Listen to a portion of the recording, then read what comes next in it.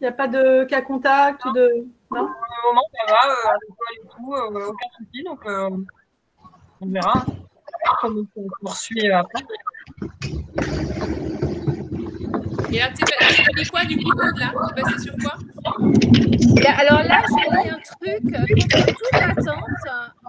Ça s'appelle La femme parfaite. Autant dire que le truc qui m'aurait hypé de dingue au départ. Mais en fait, c'est hyper bien foutu. C'est sur les nouvelles technologies qui nous attendent dans quelques années. Ça fait très peur. Je m'étais dit, je vais lire un truc plus léger. Ben, en fait, pas du tout. C'est pas du tout léger. du tout. Mais ouais, j'ai eu du mal. Après le beugler, j'ai eu beaucoup de mal. J'ai ouvert beaucoup de trucs. J'en ai refermé beaucoup aussi. Ouais. Parce que c'est toujours pareil. Quand on lit un truc qui nous prend vraiment, qui fait réfléchir, machin, après, on a tendance à trouver le truc d'après vachement fade. Ouais, c'est vrai. Il faut bien choisir. Ouais. Faut bien choisir. Ou alors tu changes complètement de style et tu pars sur un truc. C'est ça. Ouais. Donc j'ai essayé des trucs, mais j'ai des trucs qui s'empilent là. Ça s'empile doucement. Après, je pense que je lirai Ohio de Stephen Markley. Ouais. Parce que ça, c'est achat perso. Parce que je trouve que Albin, ils ont fait une rentrée de dingue. On aurait pu tout acheter, quoi. Ouais, c'est vrai. Je suis d'accord. Ouais. Et en même temps, tu as envie de varier aussi, donc... Bah oui, il faut varier. C'est ça qui est bien. Moi, je peux pas lire 3 bouquins de Blanche d'affilée. Il faut que je varie parce que c'est trop... Là, j'ai fini de grandes ambitions. C'est... Ah oui. Ouais, c'est... Ça remue.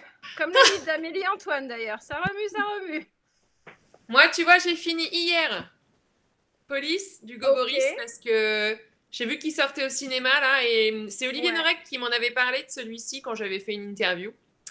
Et donc maintenant, j'ai bien envie d'aller le voir au cinéma. J'ai fait les choses dans l'ordre pour une fois. Ouais. Et c'est bien? Ouais, c'est bien. Après, c'est tout petit, t'as vu? C'est très court. Ah oui. Donc, je me demande en fait ce que ça va donner en film, parce que forcément, un film, c'est plus long. Et du coup, j'ai hâte de voir justement cette adaptation. Cet été, j'ai lu The Cry, et après, j'ai vu la série. Et on avait eu une discussion là justement en apéro en se disant est-ce que c'est bien, est-ce que c'est pas bien. Et en fait, la série, je sais pas si vous l'avez vue, mais elle aborde les choses sous un angle totalement différent. Et je trouve que les deux sont bien.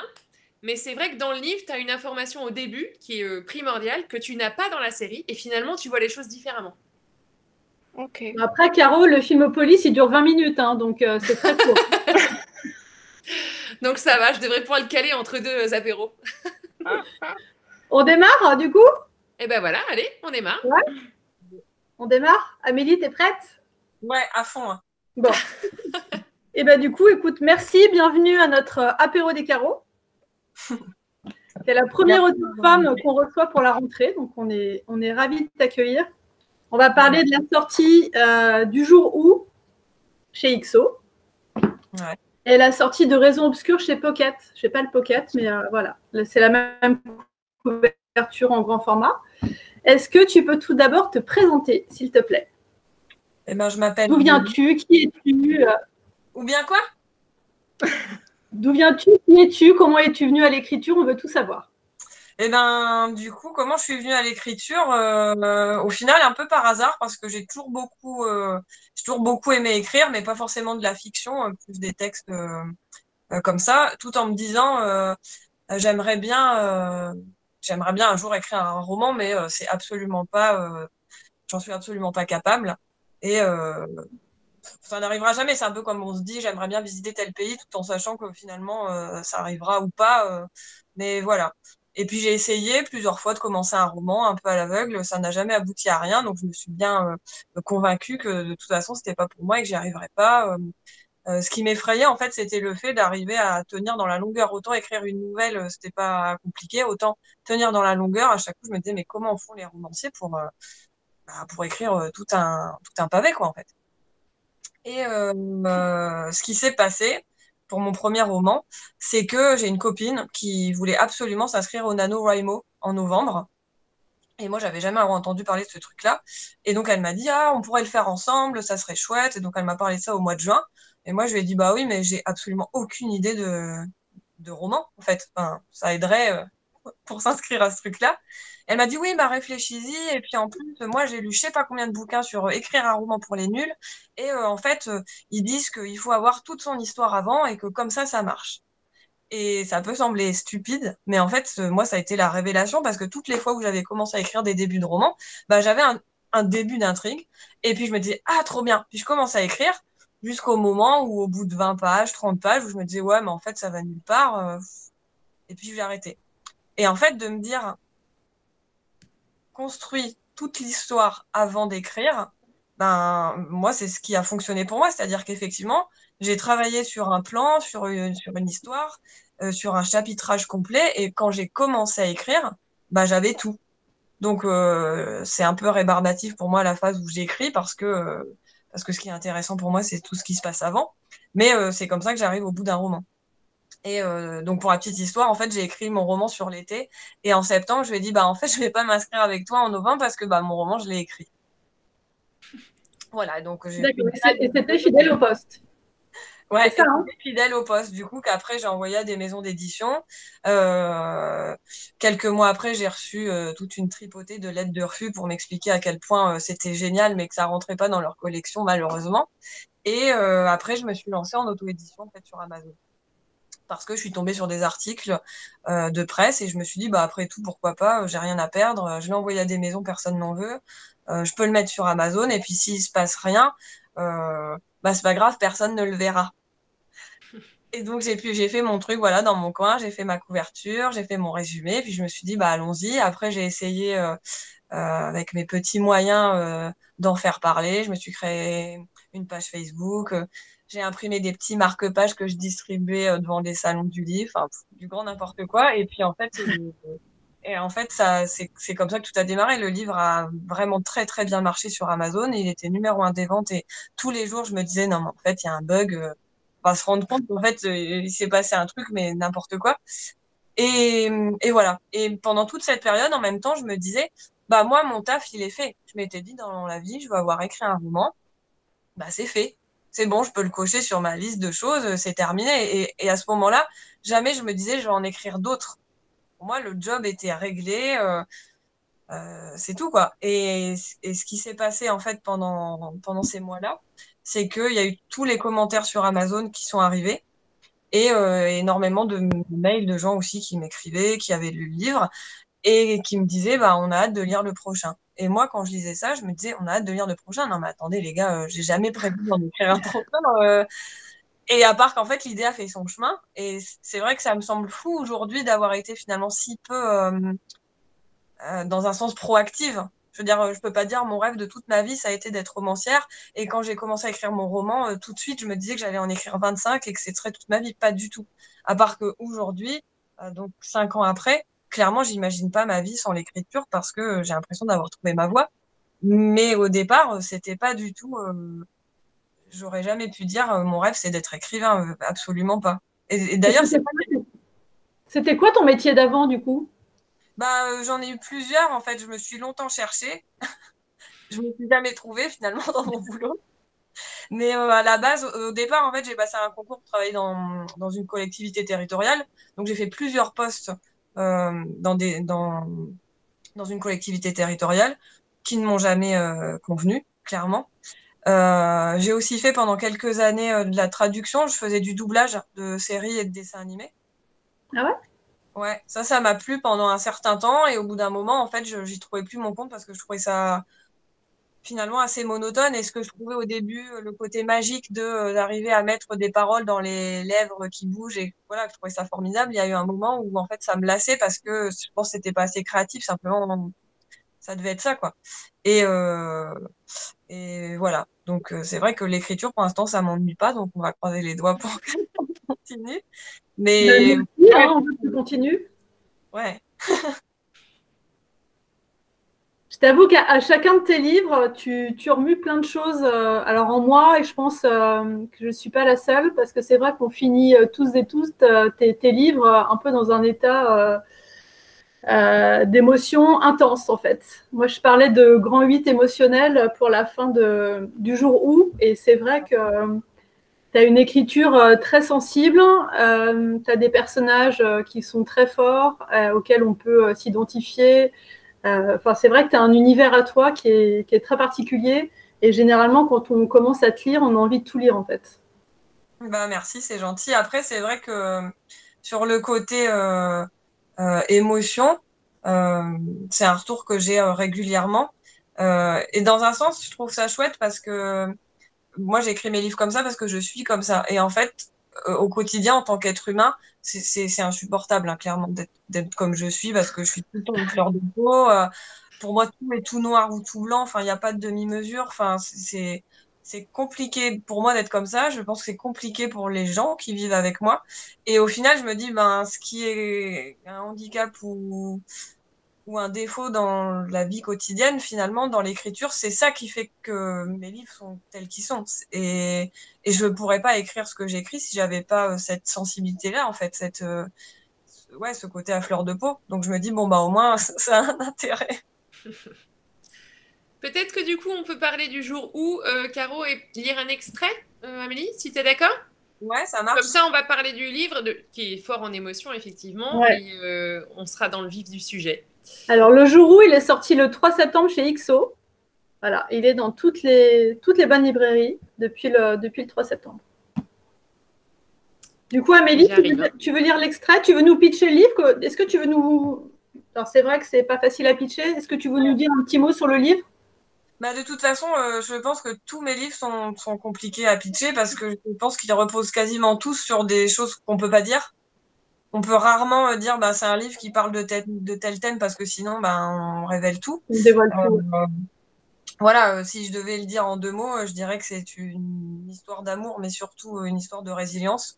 C'est comment deux personnes qui sont des écorchés vifs, qui ont vécu chacune dans des domaines différents le pire, comment ces personnes-là, alors qu'elles n'attendent plus grand-chose de la vie, alors qu'elles arrivent déjà même pas à se porter elles-mêmes, comment finalement leur rencontre va leur permettre de s'épauler l'un l'autre et comment finalement comment de deux trous noirs la lumière peut renaître, quoi, finalement. Je pense qu'on peut résumer ça comme ça. Ouais, je sais pas si... c'est joliment résumé, on est d'accord. Merci, madame. Alors, premier extrait. C'est au tout début du roman. Hein. Alors, du coup, ouais, c'est la rencontre des deux personnages principaux. Hein. À quelques mètres de lui, une jeune femme est agenouillée devant une pierre tombale, occupée à ramasser des feuilles mortes et à retirer des plantes rabougries qui n'ont pas supporté l'hiver. Benjamin l'observe, songeur. Se demande si elle vient se recueillir sur la tombe d'un de ses parents ou grands-parents, d'une amie. Dans la rue qui jouxte le cimetière, une voiture passe à vive allure, dans un fracas d'acier qui doit être celui d'une plaque d'égout mal scellée. Benjamin sursaute malgré lui, le bruit le ramenant instantanément, instinctivement, à celui du manège qui s'encastre avec brutalité dans ce bras métallique censé secourir plutôt que tuer. Ses jambes deviennent de coton, et il s'adosse de nouveau au platane contre lequel il a assisté aux funérailles de Thiago.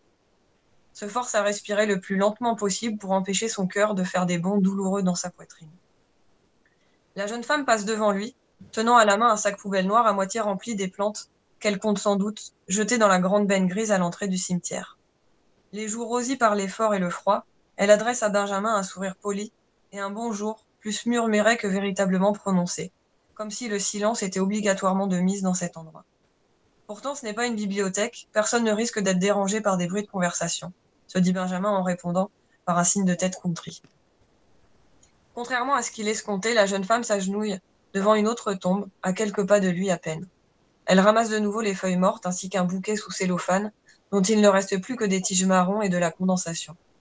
Benjamin ne bouge pas encore, il n'est pas tout à fait certain que ses jambes puissent le porter, ni que la crise d'angoisse soit suffisamment dissipée pour qu'il parvienne à sortir du cimetière, comme le ferait quelqu'un de normal.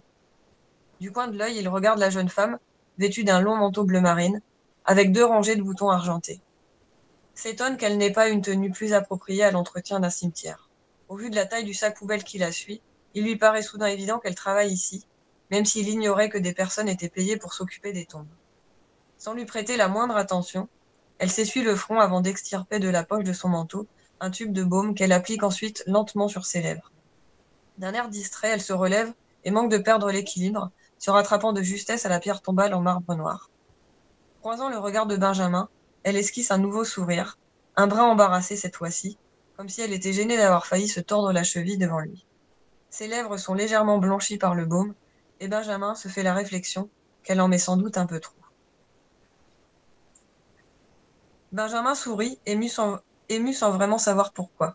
Il revoit le sourire gêné de la jeune femme, ses lèvres blanchies. Est-ce qu'il peut suffire d'un détail aussi insignifiant pour se sentir chaviré? Merci Amélie. Mm. Alors du coup, il y a une scène, la scène d'ouverture de ton livre, on ne peut pas en parler parce que c'est une scène vraiment qui explose en fait à tous les niveaux. Donc là, c'est vrai que j'avais choisi cet extrait parce que du coup, c'est la rencontre de tes deux personnages principaux qui se passe dans un cimetière. C'est une très jolie scène. Cette jeune femme dont il va avoir un coup de foudre en fait.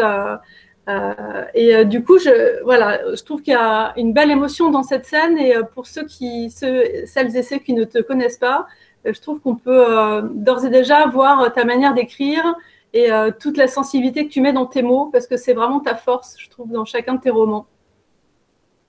Bah, merci.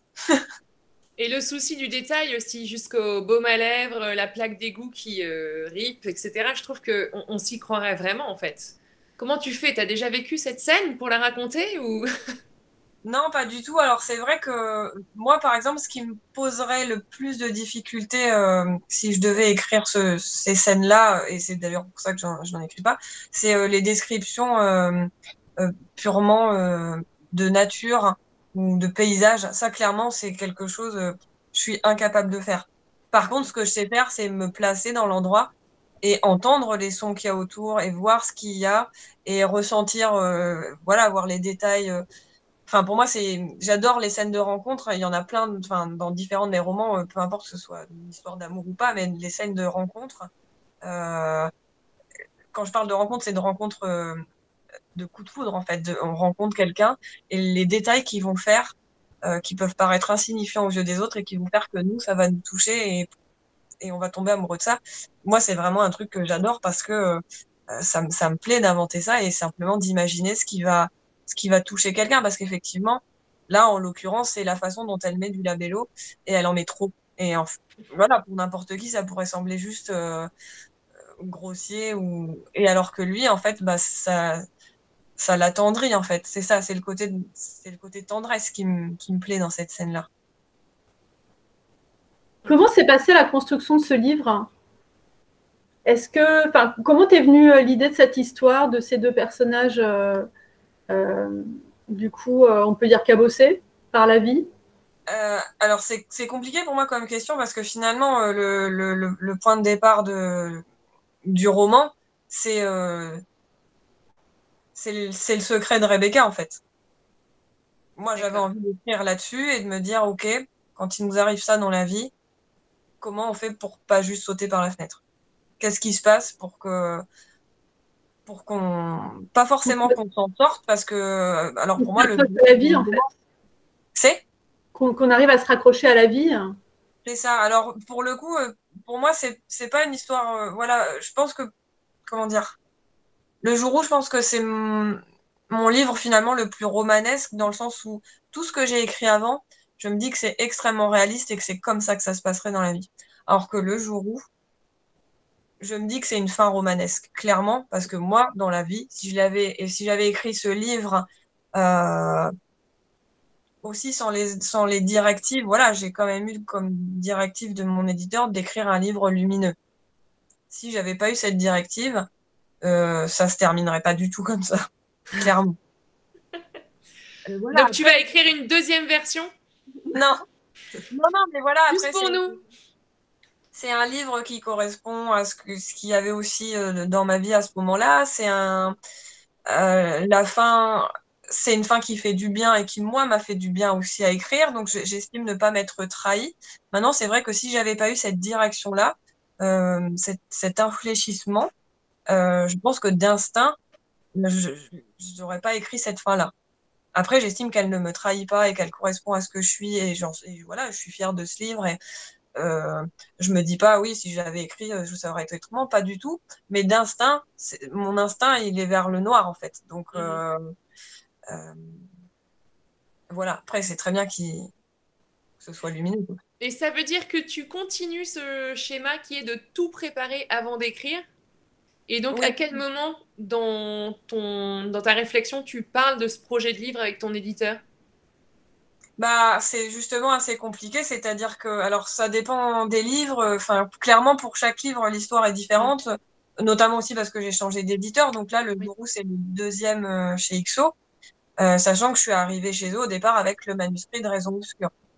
Donc après, on l'a retravaillé ensemble, etc. Mais c'était des modifications à la marge. Hein. On n'en a pas fait un feel good, je pense que oui, bien sûr, bien sûr. Vous l'avez remarqué. Par contre, effectivement, il y a eu cette demande dès le départ, mais au moment où j'ai signé pour Raison obscure, cette demande, le prochain, on voudrait qu'il soit plus lumineux. Ça a été pour moi la grande réflexion au moment où je me suis dit, est-ce que je signe Raison obscure chez XO ou pas? Parce que il y avait ça et que je me suis dit, c'est la première fois qu'on me demande quelque chose en termes de création. C'est-à-dire chez Michel Lafon, jamais on m'a rien demandé. On m'a dit, t'écris ce que tu veux. Jamais je parlais même de mon livre avant de l'avoir écrit. Je donnais un manuscrit à la fin et voilà. Et là, chez XO, c'est pas du tout le même travail, la même réflexion. Et je me suis dit à ce moment-là, enfin, j'ai signé en me disant, de toute façon, j'avais pas du tout en tête le jour où, au moment où j'ai signé, je me suis dit, on verra où j'en suis. Et puis, si je n'y arrive pas, si clairement ce qui me vient après, c'est du sombre, parce que là, le jour où, quand il est sorti, moi, j'ai 2 autres manuscrits qui sont des romans très sombres, plus de l'ordre du thriller psychologique. Voilà. Là, aujourd'hui, ces romans-là, je ne sais pas ce qu'ils vont devenir. Mais voilà, j'ai signé, je me suis dit, on verra bien au moment où j'en serai à réfléchir à un autre projet. Si j'arrive pas à faire du lumineux, tant pis, je le ferai pas parce que j'y arriverai pas. Et finalement, cette histoire-là, j'ai réussi à la faire. Le manuscrit que je leur ai rendu pour l'année prochaine, il est dans la même veine. Donc ça roule. Après, je ne sais pas, le projet sur lequel je travaille en ce moment, il sera plus ou moins dans la même veine également. Mais d'instinct, je suis quand même toujours très attirée par le sombre et par le noir. Et c'est vrai que quand il y a une idée qui me vient, direct, c'est un truc horrible, clairement. De toute façon, le jour où, effectivement, il est lumineux, mais il est aussi très sombre. On passe des extrêmes, d'un extrême à l'autre, finalement. Tu disais tout à l'heure que tu étais blanc ou noir. Le livre, c'est un peu pareil. C'est ça. Mais de toute façon, clairement, du coup, j'avais cette direction de lumineux. Donc, tu me demandais comment, par exemple, sur le jour où, comment ça s'est passé. Clairement, j'ai rencontré mon éditeur et je lui ai pitché. J'avais jamais fait ça de ma vie parce que j'ai toujours travaillé très librement. Mais là, du coup, je suis arrivée, j'ai dit, alors voilà, mon histoire, c'est ça. Puis alors, en plus, tu racontes tout, il n'y a plus aucun suspense. Enfin, moi, j'ai du mal avec ça. Mais bon, les éditeurs travaillent comme ça. Et voilà. Et il m'a regardé pendant tout le long que j'ai raconté. Et il m'a dit, mais en fait, il est lumineux dans la dernière page, quoi. Et j'ai dit, non, enfin, on peut pas vraiment dire ça. Enfin, non, ça va être une histoire d'amour, une histoire de résilience. Il va y avoir quand même un peu d'humour malgré tout, mais faut me laisser l'écrire, en fait. Parce qu'un résumé comme ça en 10 minutes, ça vous fait pas sentir les émotions, ça vous fait pas sentir qui sont les 2 personnages. Et donc voilà, clairement, je suis repartie de ce rendez-vous-là. J'avais pas convaincu qui que ce soit. Et en même temps, moi, mon problème, c'est que tout le livre, la structure, l'histoire, l'intrigue, les personnages, tout préexiste à l'écriture. Donc en fait, quand je le présente, j'ai déjà travaillé dessus pendant des mois. Donc je suis pas en capacité de dire ok, on laisse tomber, je vais faire autre chose. Non, il est en moi. Donc là maintenant, il va falloir l'écrire et puis après on en rediscutera. Et voilà. Et au final, je l'ai écrit et c'est passé. T'as bien fait. Bah oui. Même si effectivement, moi, le mot lumineux ne me viendrait pas à l'esprit tout de suite en parlant de ce livre, mais bon, effectivement. Voilà, après j'ai fait le lumineux. Après, c'est ton univers en fait. Ton univers n'est pas spécialement lumineux et il est très sombre comme tu l'as dit, mais après c'est pour ça que les lecteurs aiment te lire parce que effectivement, tu as un univers particulier qui remue, qui fait pleurer. Et, voilà, il y a plein de lecteurs qui s'y retrouvent. Moi, la première. Mais Bah après, moi, c'était une vraie angoisse pour moi parce que voilà, j'étais contente de ce livre. En plus, il avait une résonance particulière pour moi.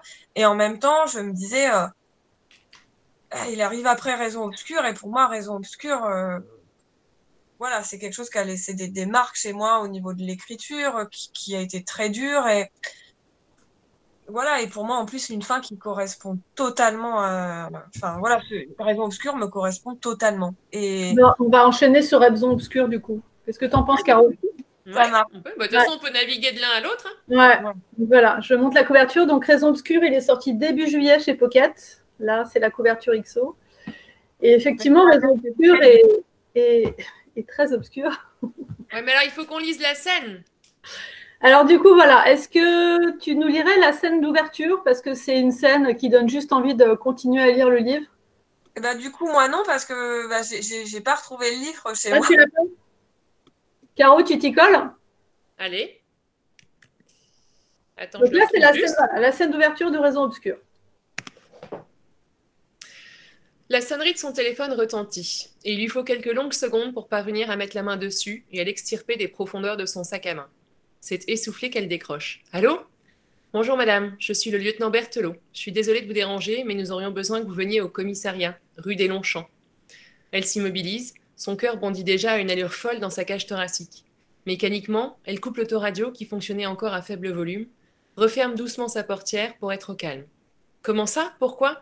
Qu'est-ce qui s'est passé? Bégaye-t-elle à la vitesse de l'éclair, son cerveau essayant de ne pas paniquer face aux paroles sibyllines de son interlocuteur? Quelques secondes de silence de l'autre côté, trop longues pour ne pas laisser présager le pire. Et puis la voix reprend, imperturbable. Je préférerais que vous me rejoigniez, madame. Nous aurons tout le temps de parler lorsque vous serez là. Soudain, elle s'agrippe au volant comme s'il s'agissait d'une bouée de sauvetage. Il est arrivé quelque chose à mon mari, c'est ça? Il a eu un accident? Je ne peux rien vous dire au téléphone, madame, j'en suis désolée. Est-ce que vous êtes loin du commissariat? Préférez-vous que je vienne à votre domicile? C'est un de mes enfants, c'est ça? Dites-le moi, dites-moi ce qui est arrivé. Madame, je vous en prie, essayez de garder votre sang-froid. Ça n'apportera rien de bon si vous vous mettez dans tous vos états. Je peux passer chez vous si vous le souhaitez. Elle inspire profondément, ferme les yeux pour tenter de s'apaiser. Je vous rejoins au commissariat, j'en ai pour une dizaine de minutes. Sans attendre l'approbation de son interlocuteur, elle raccroche, s'empresse de mettre le contact en tremblant, démarre en trombe, et prend brutalement conscience que sa vie est sans aucun doute sur le point de voler en éclats, de façon irréversible. Alors moi, cette scène, elle me met des frissons. Hein. C'est affreux. Et Moi, puis je me encore, quoi, le souci du détail. Maman, c'est vrai que ça fait écho tout de suite, en fait. Et le souci du détail, tu coupes l'autoradio, tu réfléchis, tu t'inquiètes à l'avance alors qu'il t'a encore rien dit. Enfin voilà, c'est Raison Obscure. Caro, je te laisse prendre le relais.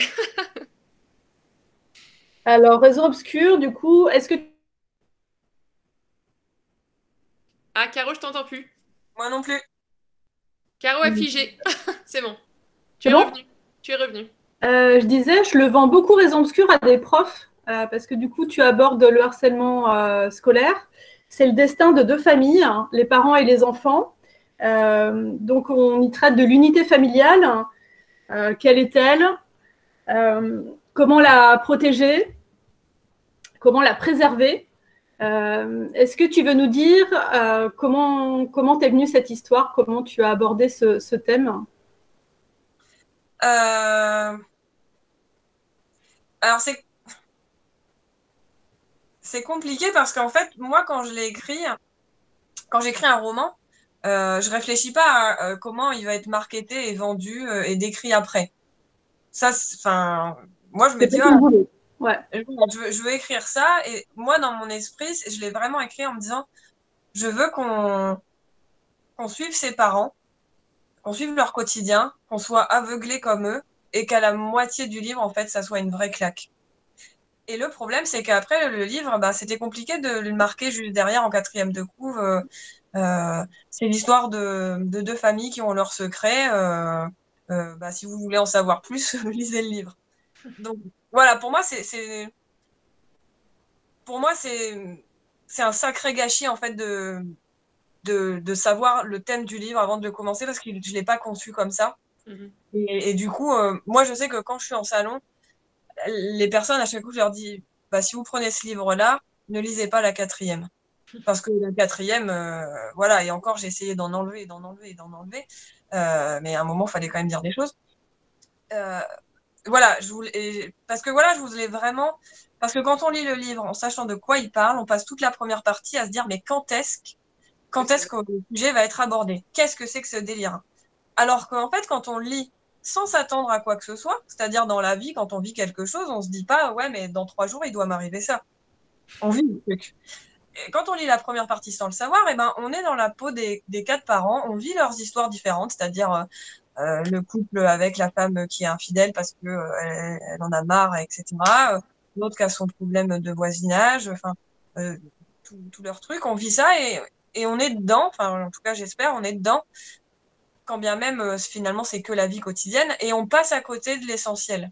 Et moi, je voulais que le lecteur passe à côté de l'essentiel, exactement comme les personnages passent à côté de l'essentiel. Et c'était la structure narrative, c'était la démarche fondamentale du bouquin. Et du coup, pour moi, parler du thème, ben, ça me fait tellement de peine, en fait, quand les gens le démarrent en le sachant. Alors, quand bien même, il y a plein de gens qui m'ont dit, mais moi, j'ai démarré le livre en sachant de quoi ça parlait, et c'était génial quand même. Ouais, mais c'est une expérience de lecture, en fait. Et même si je comprends que c'est très compliqué de dire aux gens, tenez, lisez-le, c'est super bien, mais je peux pas vous dire de quoi ça parle. Alors moi, je lis jamais les quatrièmes de couverture, mais c'est vrai que dans le boulot, je suis obligée, à un moment donné, quand les gens me disent, bah voilà, je veux bien l'acheter, mais pitchez-le moi un petit peu. Donc c'est vrai que du coup, voilà, j'ai trouvé cette espèce de petit argumentaire qui fait que je le vends beaucoup aux profs. Ouais. Mais c'est vrai que j'essaie d'en dire le moins possible parce que tous tes livres sont impitchables. Mais il faut quand même arriver à donner envie à un moment donné aux lecteurs d'y aller, en fait. Voilà. Mais c'est vrai que c'est... Mathieu, tu as coupé le micro d'Amélie. Nicolas de Saint-Jean, c'est Amélie. Oh, le boulet. On n'entend toujours pas Amélie. Et ça tombe bien parce que c'est... Mathieu a censuré Amélie. Dans le chat, Amélie, les personnes peuvent participer et effectivement, on est tous d'accord sur le fait qu'il ne faut jamais lire les quatrièmes de couverture, que souvent elles en disent trop et que Aude précise que tu es la spécialiste de la claque dans la tronche au milieu du roman. Je trouve que ça va bien avec ce qu'on dit. Ouais, on n'a toujours pas ton micro. Oh non. Bah, tu peux le remettre toi ou pas? Non? Bah alors, qu'est-ce qui se passe? Je peux même la bloquer. Non, mais... C'était la claque dans la tronche au milieu de l'apéro, cette fois. Bon, Amélie, je crois qu'il n'y a pas d'autre possibilité que de te déconnecter et reconnecter, peut-être?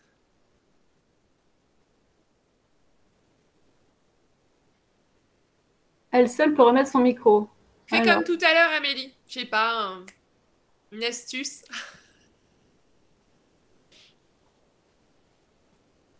Qui a lu Le jour où, Raison obscure? Là, vous pouvez lever la main, on vous voit. Voilà, ok. Donc, vous savez de quoi on parle. Non, mais c'est vrai, c'est jamais facile de savoir si on s'adresse à des gens qui connaissent la plume d'Amélie ou pas. Et puis, de toute façon, il y a toujours un peu des deux. Mais c'est prévu, Pauline. Ok. Aude, tu as tout lu. Ouais. Alors, pourquoi ça marche toujours pas? C'est bon, normalement, c'est bon. C'est bon. C'est bon, on t'entend. Ne bouge plus. Non, mais en fait, je pense que j'ai trouvé. Alors, on s'en fout de l'astuce, mais quand même, je vais la dire parce que je suis fière de moi.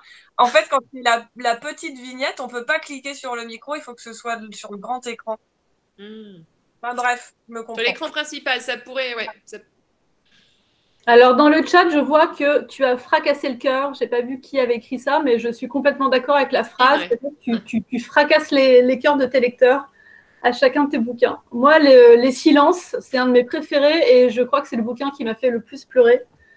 J'étais inconsolable quand j'ai refermé les silences. Et voilà, merci parce que c'est des émotions fortes que tu procures au lecteur et c'est vrai que ce soit des émotions tristes ou des émotions joyeuses, ben, c'est des émotions quand même. Et tu fais partie de ces rares auteurs qui, à chacun de tes livres, me vrillent le cœur. Donc, merci. Et ben, de rien. J'espère que moi, ma plus grande hantise, c'est un jour qu'on me dise, mais elle écrit elle écrit toujours les mêmes bouquins.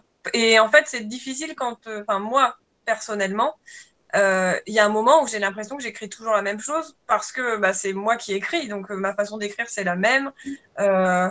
Les émotions, elles sont quand même toujours axées autour de thèmes centraux, enfin le deuil, ce genre de... Et à chaque roman, je me dis, mais est-ce qu'un jour, quelqu'un va me dire, mais c'est le même que la fois dernière? Non, mais alors moi, pour le coup, je trouve que tu es justement une romancière qui sait se renouveler. Ouais. Je les ai pas lus dans l'ordre en plus, moi, parce que je t'ai découverte avec Quand on n'a que l'humour, dont j'adorais le titre, je le redis, Et donc, qui est passé au silence en poche. Ouais. Anthony, qui n'a jamais lu Amélie Antoine, tu peux commencer par celui que tu veux, ils sont tous bien. Mais par contre, donc j'ai lu Fidèle au poste après. Et en plus, alors je l'ai lu en lecture audio. C'était une expérience complètement différente. Et alors, pour être honnête, j'étais dans un long trajet en voiture et je m'étais dit, c'est bien, ça va me tenir.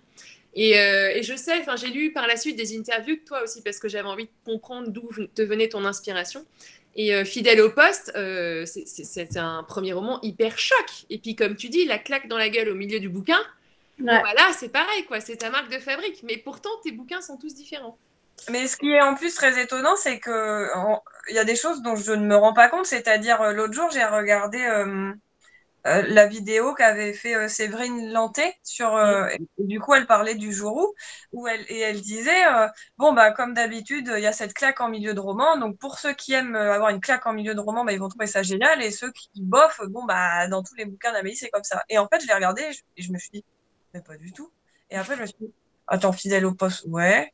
Quand on a ouais, raison obscure, ouais, le jour où. Et là, je me suis dit, merde, en fait, je n'avais même pas conscience spécialement de faire ça. Donc, je suis pas sûre que tous, parce que par exemple, avec Elle sans elle, je suis sûre qu'il n'y a pas ça. Dans Au nom de quoi non plus.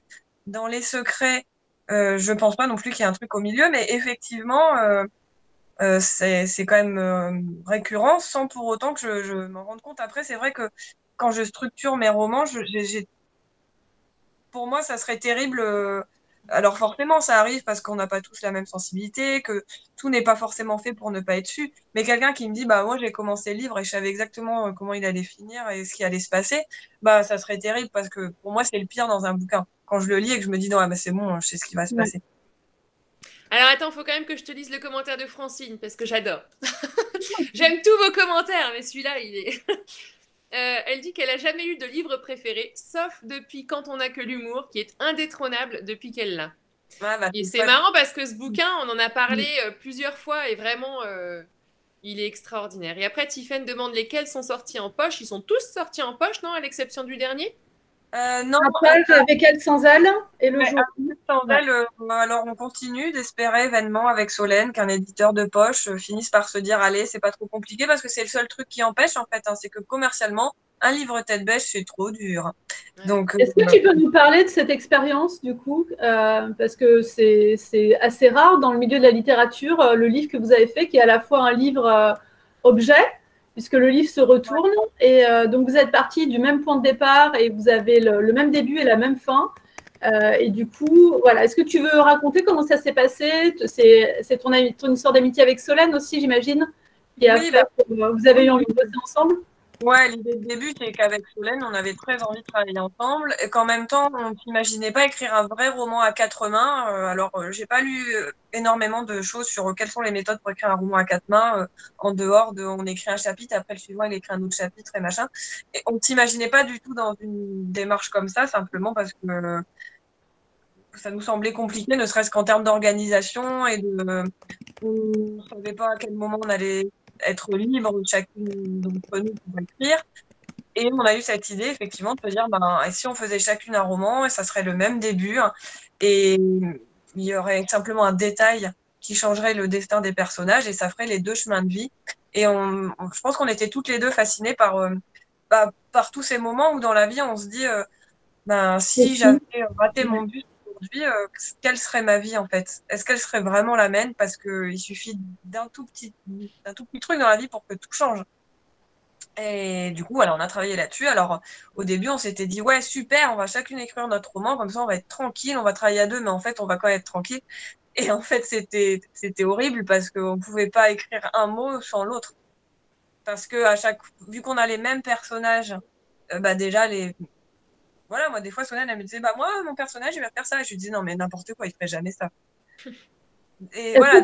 Est-ce qu'on peut raconter le début pour ceux qui n'ont pas lu? Le tout début, c'est... Vas-y. Le tout début, du coup, c'est une famille, un couple qui a 2 jumelles qui ont 6 ans. C'est le soir du 14 juillet. Ils sont censés aller au feu d'artifice le soir tous ensemble, à part qu'il y en a une des deux qui fait une bêtise dans la journée et du coup, elle est punie de feu d'artifice. Donc le soir, la mère n'en emmène qu'une des deux. Donc elles arrivent au feu d'artifice et là, la mère se rend compte que le lacet de la gamine est défait. Et c'est là que les chemins basculent.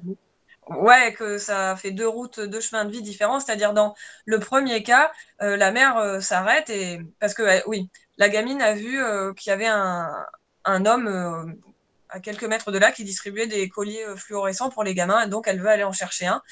Sa mère se rend compte que son lacet est défait. Et donc, dans le premier cas, elle ne refait pas le lacet parce qu'elle est en train de discuter. Et donc, quelques mètres plus loin, Jessica, elle s'appelle Jessica, tombe par terre. Elle s'étale de tout son long et il va se passer un certain nombre de choses. Alors que dans l'autre cas, donc ça c'est avec elle, c'est l'histoire de Solène. Alors que moi, dans mon roman, la mère ne prend pas le temps de refaire le lacet. Non, c'est faux. C'est toujours compliqué Elle refait le lacet et du coup, la gamine, elle s'en va, elle détale en courant pour aller chercher ce collier. Elle ne tombe pas puisque ses lacets sont faits et on la reverra plus jamais. Et alors, comment tu choisis la partie avec elle ou sans elle, toi, C'est-à-dire dans ton envie d'écriture, quand vous avez eu cette idée en commun? Comment vous êtes répartis la partie avec ou sans?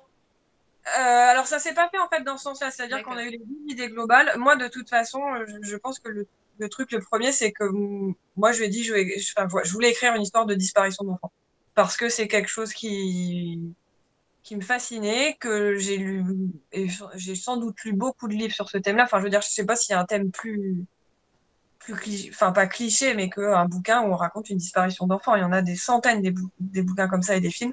Et voilà, moi, j'avais envie d'écrire un livre là-dessus, d'arriver à relever le défi, que ce soit pas comme tous les romans qui existent sur ce thème-là, d'autant que je voulais pas écrire une enquête en fait. C'était pas un polar, c'était pas une enquête. Je voulais raconter comment, en tant que parent, on pouvait continuer à vivre avec l'absence, comment on pouvait survivre à l'absence de sa jumelle. Enfin, c'était ça qui m'intéressait, c'était le manque et l'absence. Et Solène, de son côté, avait envie d'écrire un bouquin sur une relation toxique entre 2 sœurs. Donc, il n'y a pas eu de qui fait quoi, en fait. On a eu chacune notre histoire qu'on a développée. Alors après, tous les détails de l'histoire, on les a développés chacune de notre côté. Et après, on s'en est parlé pour que chacune soit d'accord avec l'autre. Mais vraiment, chaque scénario, on l'a quand même fait nous-mêmes de notre côté, tout en étant très contrainte parce qu'on voulait qu'il y ait des échos, des scènes qui soient pareilles, qui soient les mêmes, que les personnages sont les mêmes, qu'il y avait des personnages secondaires qui devaient être dans une histoire, mais qui du coup devaient apparaître aussi dans l'autre. Voilà, donc ça demandait énormément de choses, beaucoup de contraintes, mais... C'est très déroutant comme lecture. C'est vrai que moi, je n'ai pas enchaîné les deux parce que j'avais besoin de digérer chacune des versions. Mais c'est vrai que c'est déroutant parce que justement, tout se fait écho et c'est vrai que tu retrouves les mêmes scènes dans des parties différentes avec le destin qui n'est pas du tout tracé de la même manière. Et vous avez réussi, franchement, vous avez fait un travail remarquable parce que vous avez écrit chacune un bouquin différent et avec voilà, ce même début, cette même fin qui fonctionne pour les deux, en fait, pour les deux versions. Moi, je milite à fond pour qu'ils sortent en poche, que ça soit n'importe quel éditeur de poche, mais c'est vrai que j'adorerais parce que c'est une expérience incroyable. En tant que lecteur, c'est une expérience incroyable. Oui, et en plus, on les a aussi conçus de manière à ce que ce soit pas une suite. C'est-à-dire qu'on puisse commencer par n'importe lequel, parce que souvent on nous dit, mais on commence par lequel? Et on dit, peu importe. Et alors, pour le coup, quand on sait... Je vais allumer ma lumière, attendez. Voilà. Pour le coup,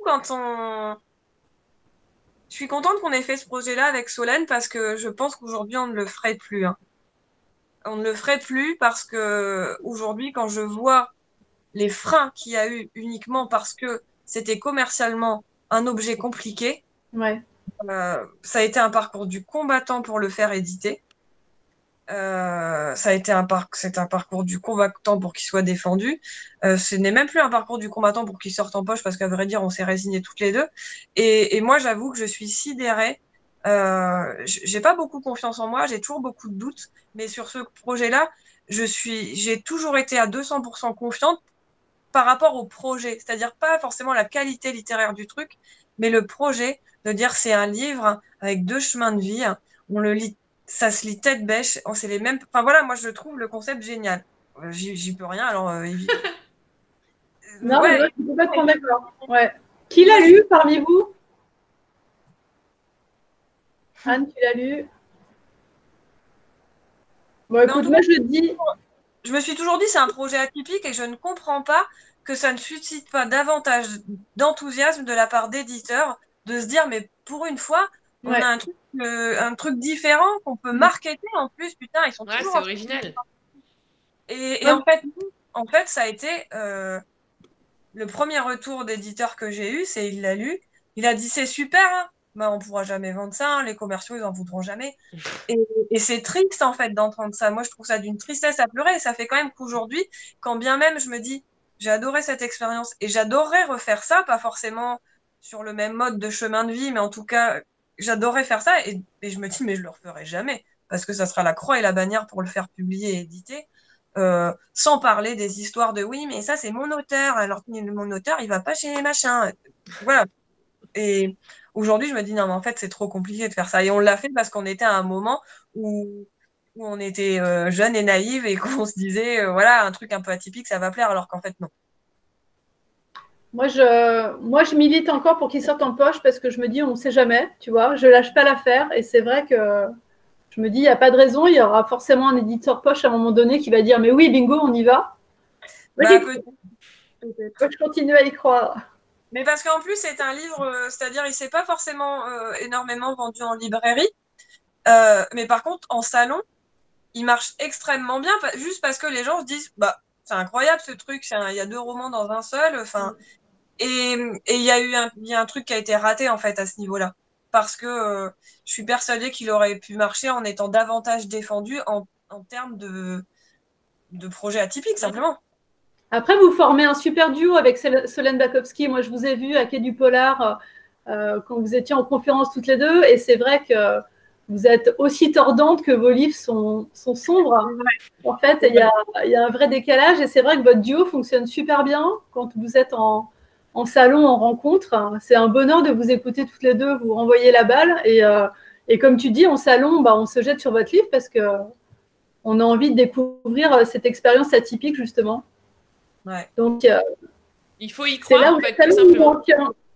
Pardon ? Il faut y croire au projet pour pouvoir le vendre. Hein. Ouais, le défendre. Les gens, en plus, n'ont qu'une envie, c'est justement d'être conseillés et d'avoir de l'originalité, parce que quand on lit beaucoup, on a aussi parfois l'impression de lire toujours un peu la même chose.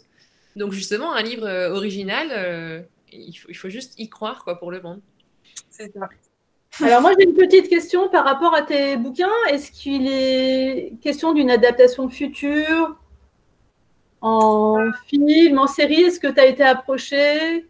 Non, alors à l'époque, sur Fidèle au poste, on a signé une option avec un producteur australien, et depuis 2016, il s'est jamais rien passé, donc... Ça cartonnerait en film. Ouais. Attends, il est génial ce bouquin, il est tellement original, encore une fois. Non mais c'est vrai, on n'a jamais vu ça en fait. Bah ouais, mais bon, après, je pense que pour que les bouquins soient adaptés en film, il faut qu'ils soient défendus par les personnes concernées dont c'est le travail. Voilà. C'est pas toujours facile non plus, l'exercice, j'imagine. Bah non, et puis voilà, après, je pense que c'est une question d'être défendu, c'est une question de tomber sur la bonne personne qui, à un moment, va dire, ben ouais, moi, j'ai un coup de cœur pour ce texte-là, clairement, j'ai envie d'en faire un film ou une série. Et quand on n'a que l'humour, non? Non, mais aucun. Clairement, aucun. J'aimerais vraiment beaucoup un jour, mais... Bon. Caro, il faut qu'on se mette à la production. Mais c'est clair, attends. On a besoin de nouveaux projets, Caro. C'est vrai en plus, Mathieu est super, tu vois, au niveau de l'image et du son. On va l'embaucher aussi. Comment ça se passe du coup? Ton livre vient de sortir le jour où? Est-ce qu'on peut te retrouver sur quelques salons? Est-ce que tu as quelques dates de prévues dans des librairies? Comment ça se passe en temps de Covid de sortir un livre? Bah, globalement, non. Je suis censée aller au salon du Touquet en novembre. Voilà. Je ne sais même pas si j'y crois encore, mais voilà. Sinon, pour l'instant, c'est la seule date que j'ai. Du coup, tes lecteurs te font leur retour via les réseaux sociaux. Comment ça se passe? Ouais, je reçois pas mal de retours par les réseaux sociaux, ouais, ou par mail, parce qu'à la fin du livre, je laisse toujours mon mail, donc j'ai des retours comme ça.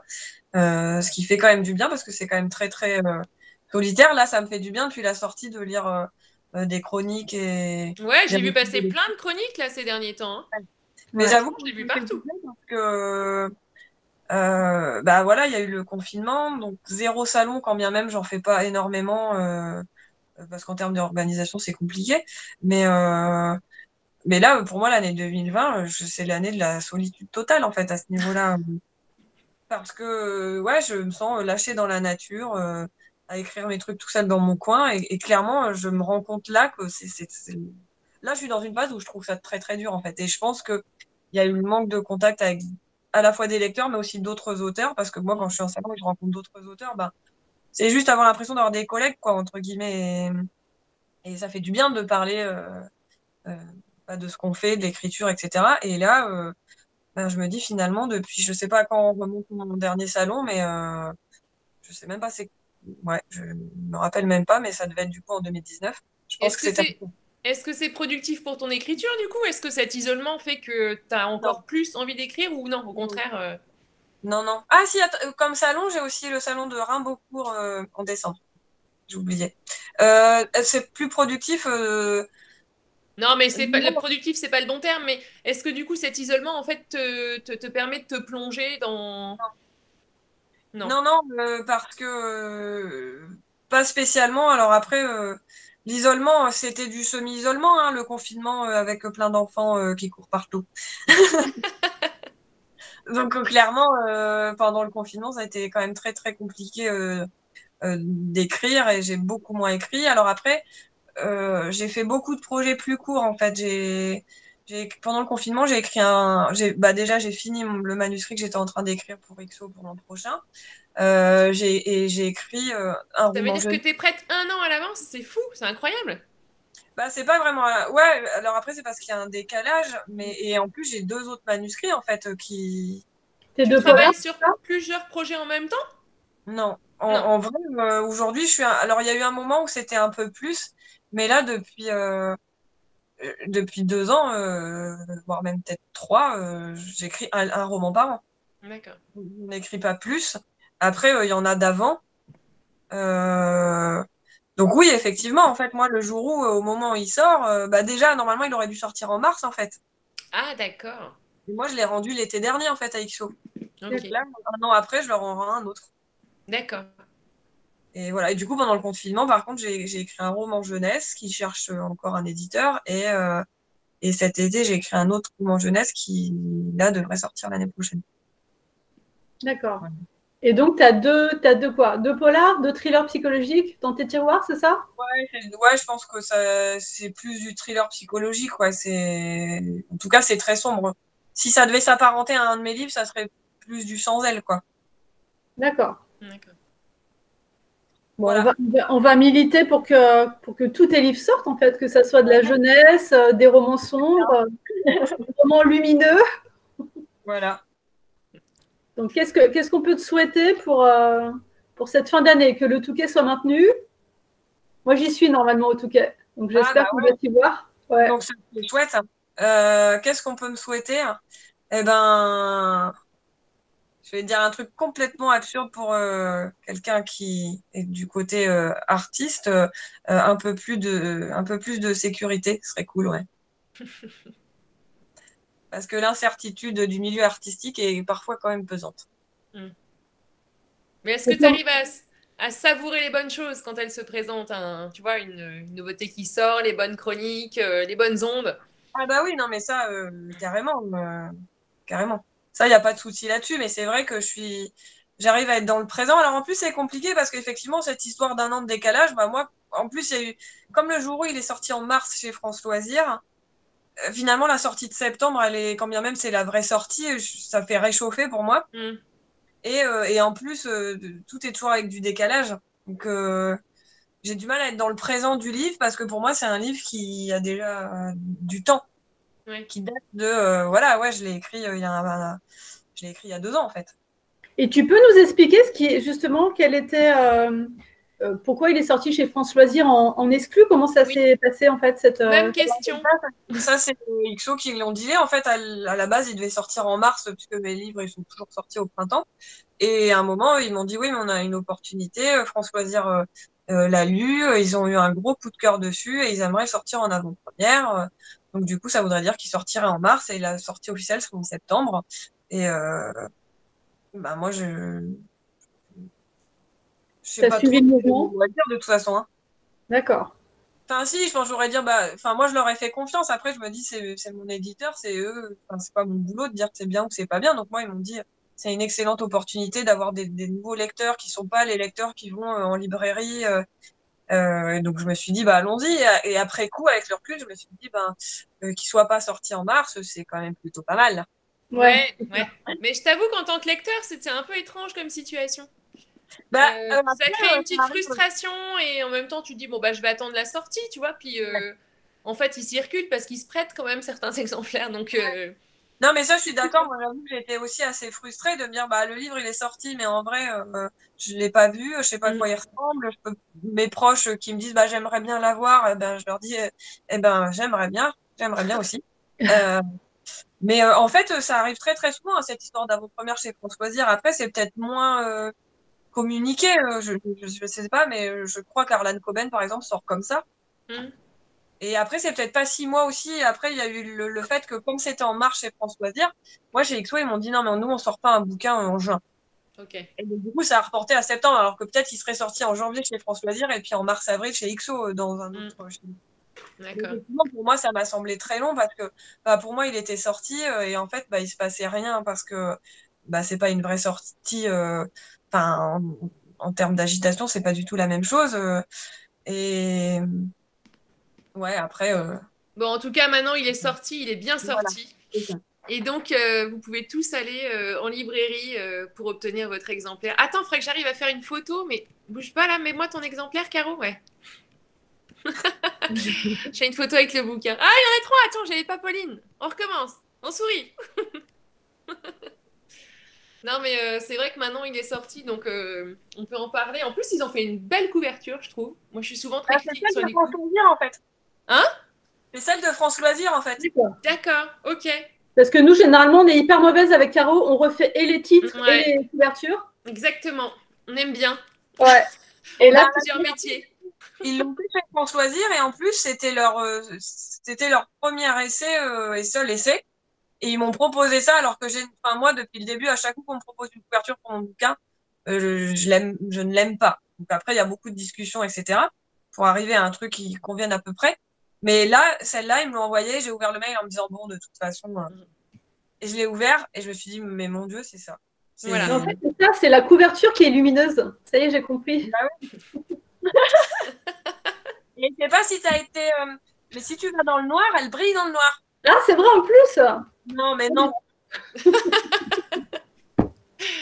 Ça pourrait être original. Ça coûtait trop cher en fab. Bah ouais, à mon avis, ça coûte cher. Mais c'est vrai que ce serait sympa. Non, c'est une bonne idée pour un futur livre. On va marketer le truc. Et en même temps, la couverture. On peut mettre un bandeau avec marqué le seul livre à la couverture qui brille dans le noir. Et donc les gens l'achètent. Et en même temps, quand tu as une couverture pareille et que tu lis la première scène, tu te dis bon, ok, que va-t-il se passer après? Ah ouais, d'accord. Ah ouais.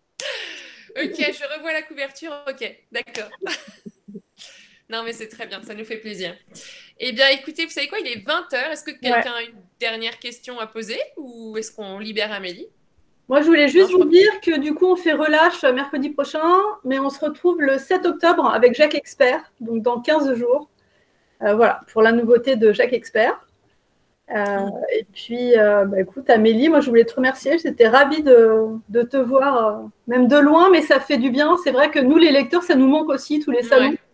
Là, je t'avoue que la fin d'année, elle est un petit peu tristouille et c'est vrai que moi, j'ai les lecteurs en librairie qui me disent qu'ils n'en peuvent plus, que les rencontres et les salons soient annulés les uns derrière les autres. Je sais que vous, les auteurs, vous en souffrez. C'est vrai qu'on en souffre tous et qu'on a hâte d'être en 2021 en se disant que ça ira peut-être mieux. On espère, en tout cas. En attendant, on est content d'avoir pu partager ce moment parce qu'on a appris plein de choses. Et non, c'est vrai, on a l'occasion au moins de papoter, quoi. Au salon, on a juste le temps de la dédicace. Là, on a un peu plus de temps. Donc, en plus, je crois qu'on a réussi à parler de tous tes bouquins. Donc, c'est parfait. Ouais. Donc, Lisa, Amélie, Antoine, commencez par celui que vous voulez. En fait, ils sont tous... voilà, exactement. Tous chouettes, tous différents, avec beaucoup de claques dans la figure. Mais c'est vrai que ça peut être ta marque de fabrique aussi. Ça te va bien. Hein. L'hypercute au milieu du livre. Et je souhaite une belle découverte à ceux qui ne l'avaient pas encore lu et qui, donc, je l'espère, vont la découvrir par la suite. N'hésitez pas à nous dire si ça vous a plu. Ouais. Bonne soirée à tous. Merci à tous. Bonne soirée. Bon appétit. On vous laisse vous déconnecter pour éteindre l'enregistrement. Amélie, tu restes avec nous 2 minutes? Ouais, ça marche. Bonne soirée tout le monde. Bonne soirée. Merci d'avoir été là dans 15 jours. Bonne soirée, bonne lecture.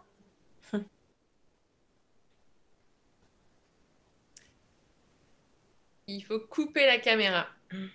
Ah, il y a ta maman encore. C'est normal, elle est en voiture. Elle ne peut pas faire 2 choses à la fois.